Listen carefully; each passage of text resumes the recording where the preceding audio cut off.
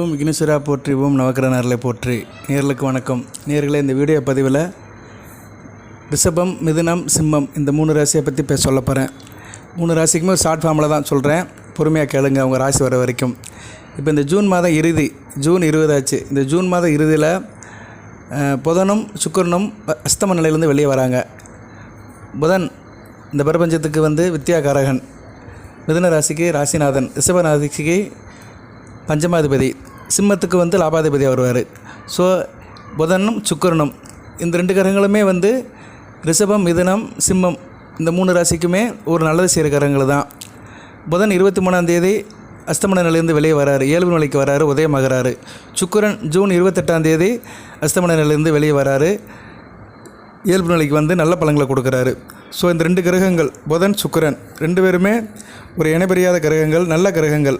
புதன் வித்யாகாரகன், சுக்கிரன் கலஸ்தரகாரகன், சொகுசு வாழ்க்கைக்கு சொந்தக்காரன். ஒருத்தன் அறிவன், ஒருத்தன் அழகன், ஆடம்பரக்காரத்துக்கு சொந்தக்காரன். ஸோ அந்த 2 கிரகங்களும் இணைந்து இப்போ மிதுனத்தில் இருக்கிறாங்க. அடுத்தடுத்து நல்ல நிலத்து வராங்க. கடகம், சிம்மம், கன்னின்னு உச்ச விட்டு நோக்கி புதன் போகிறாரு.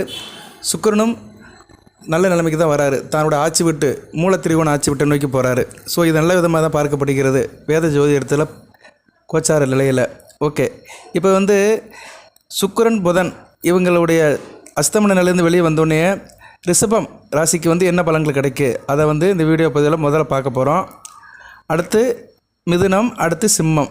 சரியா நேர்களே, ஷார்ட் ஃபார்மில் தான் சொல்கிறேன், ரொம்பலாம் சொல்லலை. ஏற்கனவே ரிஷப ராசிக்கு வீடியோ போட்டிருக்கிறேன் நான். சரியா, வீடியோ போட்டிருக்கிறேன், அதனுடைய தொடர்ச்சியாக கூட அதை வச்சுக்கோங்க. ரிஷபராசிக்கு புதனும் சுக்கிரனும் உதயம் ஆகிறது உங்களுக்கு பண விஷயத்தில் நல்ல ஒரு முக்கியமான மாற்றம் இருக்கும். பணம் கையில் நல்லா புழங்கும். சரியா, வீட்டில் பணப்புழக்கம் அதிகமாக இருக்கும். எதிர்பாராத நிதி ஆதாயங்கள் கிடைக்கும். ஃபினான்ஷியல் கண்டிஷன் ஸ்ட்ராங்காக இருக்கும். எந்த வேலையிலும் வெற்றி கிடைக்கும். சரியா, தொட்டக்காரியம் தொடங்கும், காரிய அனுகூலம் இருக்கும். ஆளுமை அருமையாக இருக்கும். உங்களோட ஆளுமை மிகச்சிறப்பாக இருக்கும். உங்களை அனைவருக்கும் பிடிக்கிற மாதிரி இருக்கும். சரியா, உங்களுக்கு ஜூன் 23ஆம் தேதியிலிருந்து உங்களை அனைவருக்கும் பிடிக்கும். கடன் கொடுத்த இடத்துல பணம் திருப்பி கிடைக்கும். அதே மாதிரி பணிபுரிவர்கள் தனியாராக இருந்தாலும் சரி, அரசு துறையாக இருந்தாலும் சரி, பதவி உயர்வு வருவதற்கான காலம் கணிய போகிறது. புதிய தொழிலை தொடங்கினீங்கன்னா நல்ல ஒரு காலகட்டமாக பார்க்கப்படுகிறது. அதுக்கு ஒரு வாய்ப்பாகவும் இருக்கும். ஸோ ரிஷபராசினியர்களுக்கு தொழில், வியாபாரம், உத்தியோகம் மிகச்சிறப்பாகவே இருக்குது. அடுத்து மிதுனம். மிதுனம் புதனின் ஆட்சி வீடு.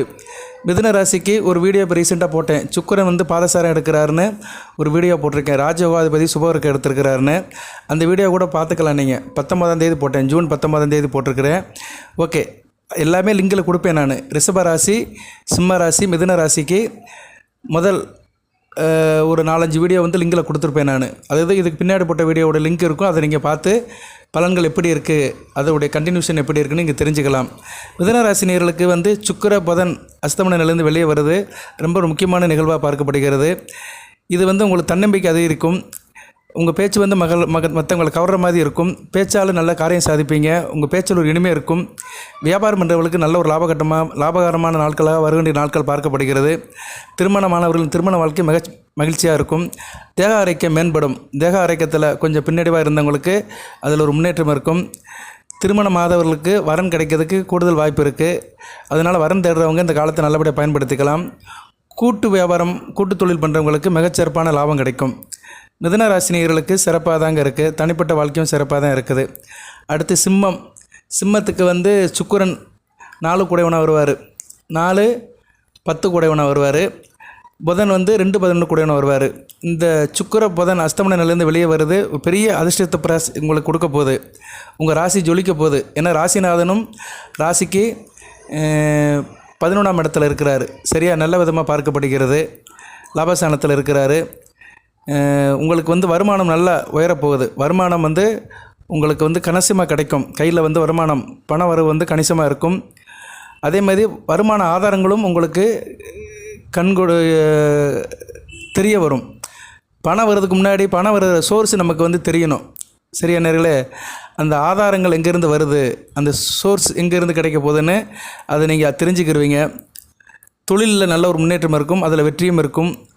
முதலீடு எதுவும் செஞ்சுருந்தீங்க, எதனாச்சும் காப்பீடு, இன்வெஸ்ட்மெண்ட்டு, சேவிங்ஸு, பாலிசி எதனாச்சும் போட்டிருந்தீங்கன்னா அதுலேருந்து நல்ல ஒரு அவுட் லைன் கிடைக்கும். நல்ல லாபம் திருப்பி வர்றதுக்கு வாய்ப்பு இருக்குது.